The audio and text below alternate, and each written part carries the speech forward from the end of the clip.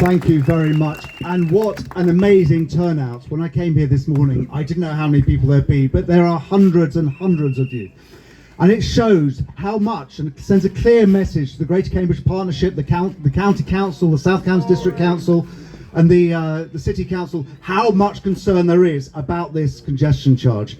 I am Cambridge through and through. I was born in Mill Road Maternity Hospital. My parents were Mill Road traders. Brown's bookstore, I don't know if anyone remembers that, Anthony Brown. And my father ran a restaurant there, and even then I know they're worried about the impact of parking charges and so on, and customers coming. And I really feel for the businesses that will be put out of business by the congestion charge, as central Cambridge becomes a sort of tumbleweed driving through it, as people avoid going into Cambridge and going around Cambridge.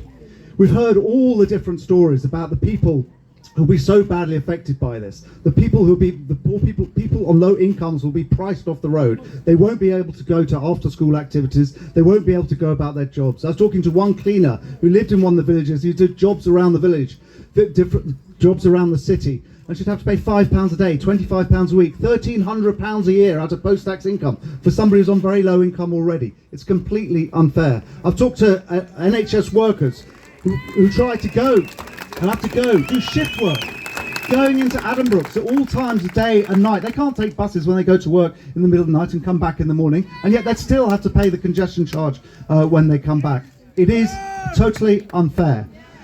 Now I'm privileged enough to be an MP. I've had many meetings with the Greater Cambridge Partnership, with the District Council, the County Council, the City Council about the congestion charge. And they always come back with three arguments about why you have to have it. So one is the air pollution, one is climate change, and one is congestion.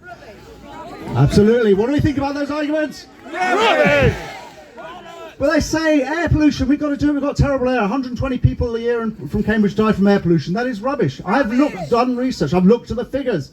Cambridge has got some of the cleanest air in the country. In fact,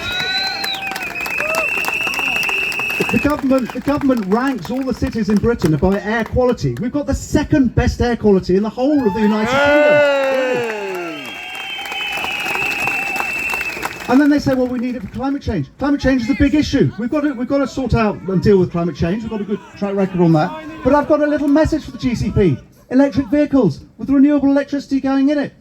The sales of electric vehicles are doubling every year. In 8 years, it will be illegal to buy a new petrol or diesel car. Electric vehicles on renewable electricity, which is what is happening, are not contributing to climate change when they're being used. We do not need it for climate change. And then they come to congestion. I mean, you can make up your own mind. If it was about congestion, why would it be the whole city, including all the suburbs, which never have any congestion in them? Why would it be 12 hours a day rather than just the times of the day when there's congestion? Why would it be mopeds, which don't cause congestion in the first place? It isn't about congestion, it isn't about climate change, and it isn't about air pollution. It's about the money. Yeah! I had a meeting with one of the council leaders yesterday. And that was the first thing she said. Anthony, where are you going to get £90 million a year to improve the buses? And that's two things to say to this. One is, £90 million is an extraordinary sum of money to spend on buses for a city of 120,000 people, 130,000 people. I don't think we need better buses, we need better transport. We do not need that sort of money for that sort of transport. But there are alternatives. I did write an article about all the different alternatives. You can go and read it on the Cambridge Independent website. I won't go through it here. But there are alternatives. I don't know which is the best of those alternatives, but they should think about them all. And they should come up with a better solution, because what I do know is that of all the alternatives, the worst one is the congestion charge. In the whole, the congestion charge is a solution looking for a problem, and in the whole history of bad ideas, it is the worst idea. Absolutely. Is a congestion charge fair? No. Is it moral? No. Is it good for Cambridge economy? No. Is it necessary? No. Do we want it? No! Can we stop it? Yes! Absolutely we can stop it, because I've got a bit of news for you, and I'm sorry to say this, and I know some of you might find this a little bit shocking, and some of you might laugh at me and shout at me, but it is true. I'm going to spit it out. We live in a democracy. Every single person making the decision about the congestion charge is a democratically elected representative from the City Council, from South Cambs Council, and from the County Council. And they depend on their positions on being voted in. And you can only be a politician in this country, because we are a democracy, if you actually care and consider what voters want. And it is clear, not just from this fantastic demonstration, but from the surveys we've done, from the knocking on the doors, that people are overwhelmingly opposed to it. And in local elections, it's interesting that the Liberal Democrats and Labour have been saying that when they've been canvassing on people's doors, they're saying they're opposed to it. But actually the authorities in charge of it are actually controlled by the Liberal Democrats and Labour. Now, what I really worry about, now various people have mentioned that GCP is unelected. I mean, it's not directly elected. The different councils appoint someone to their board, so either the leader or their representative. The City Council, the County Council and the South Cambs District Council. And the mayor's a non-voting representative there.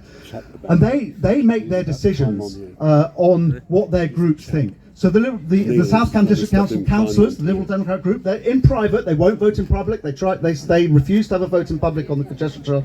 In a closed room, they'll make up their mind on the policy and congestion charge, and then the leader will go to the board and say, right, this is what it is. But my fear is that a lot of the councillors will not say publicly what their position is on the congestion charge. And you have an absolute right as voters to know what your democratically elected representatives, including your MP, I've been clear what I think, but your councillors, you need to know what they think about the congestion charge, whether they support it or not. And so yes, do write to the executive board members of the GCP, but also write to and go and meet a city councillor, county councillor and district councillor, and make it absolutely clear to them what you think, and make it absolutely clear to them that they have to say publicly whether they oppose the congestion charge or they're for it, so that when it comes to the next elections, people can make up their minds whether they want to vote for them or not because of the congestion charge. We are a democracy. Make democracy work. So get active. Get active. Get writing. We can win this. We will win this. Thank you.